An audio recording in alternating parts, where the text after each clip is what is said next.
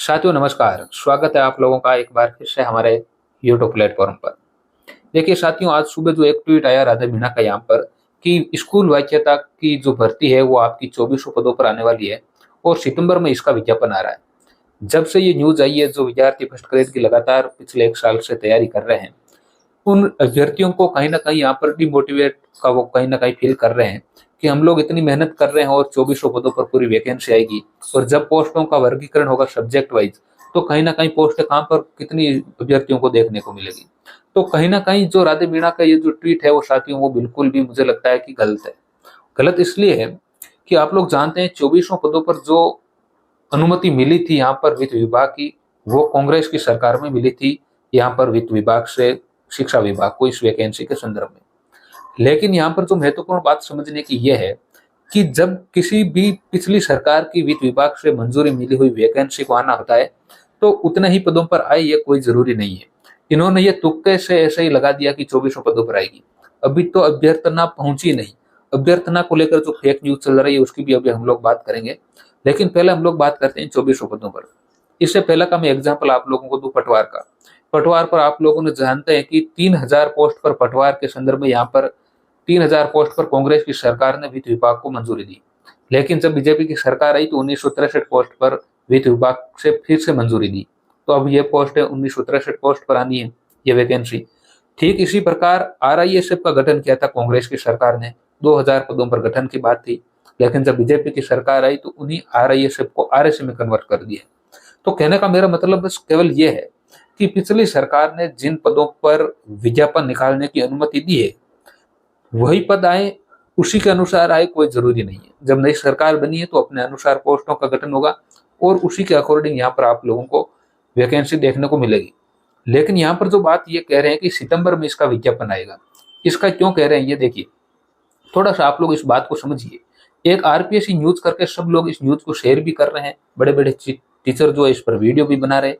लेकिन देखिए ये जो अकाउंट है आरपीएससी न्यूज का, ये फेक है।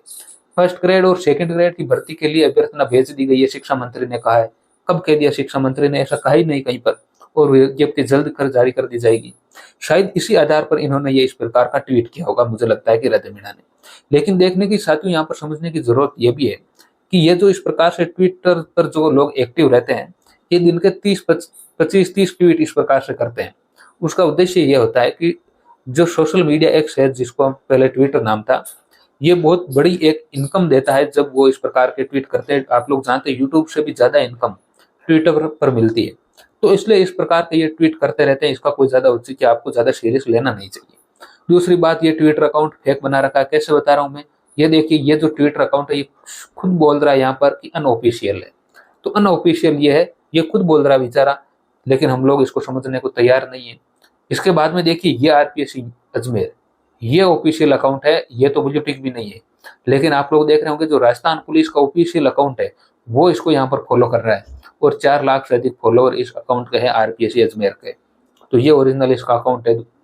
इसके अलावा देखिए यहाँ पर ये जो बात आ रही है कि शिक्षा मंत्री ने कहा कि अभ्यर्थना भेज दी गई है, ये बिल्कुल गलत है। ये मैं क्यों कह रहा हूँ? देखिए, यहाँ पर जो उपेन्द्र यादव ने यूट्यूब पर कम्युनिटी पोस्ट की वो क्या है, इसको आपको समझने की जरूरत है। इसको नहीं समझेंगे तो फिर चलता रहेगा कि क्या हो गया क्या हो गया। देखिए, इन्होंने कहा कि आज भी रीट पात्रता परीक्षा और शिक्षा विभाग की नई भर्तियों की बात माननीय शिक्षा मंत्री जी के समक्ष रखी है, और माननीय शिक्षा मंत्री जी ने आरपीएससी को नई भर्तियों की अभ्यर्थना भेजने की बात कही है। यहाँ पर साथियों बात कहने की बात हो रही है। बात कहना और अभ्यर्थना भेजने में अंतर है। इन्होंने कहा कि शिक्षा मंत्री जी ने शिक्षा विभाग की भर्तियों की अभ्यर्थना भेजने की बात कही है, न कि अभ्यर्थना भेज दी गई। और सभी शिक्षक इस पर वीडियो बना रहे हैं कि अभ्यर्थना भेज दी, ये भेज दी, वो भेज दी। जब साथियों अभ्यर्थना भेजी जाएगी तो हमें यह भी पता चलेगा कितनी पोस्ट पर यह वैकेंसी आने वाली है, और उसके बाद में जस्ट कुछ दिनों बाद में हम लोगों को वर्गीकरण भी देखने को मिल जाएगा। तो फिलहाल इस प्रकार की जो भ्रामक खबरें चल रही है मार्केट में, उनसे मुझे लगता है कि बचना चाहिए। ये एक छोटी सी आप लोगों के लिए सूचना थी। बहुत बहुत धन्यवाद, शुक्रिया।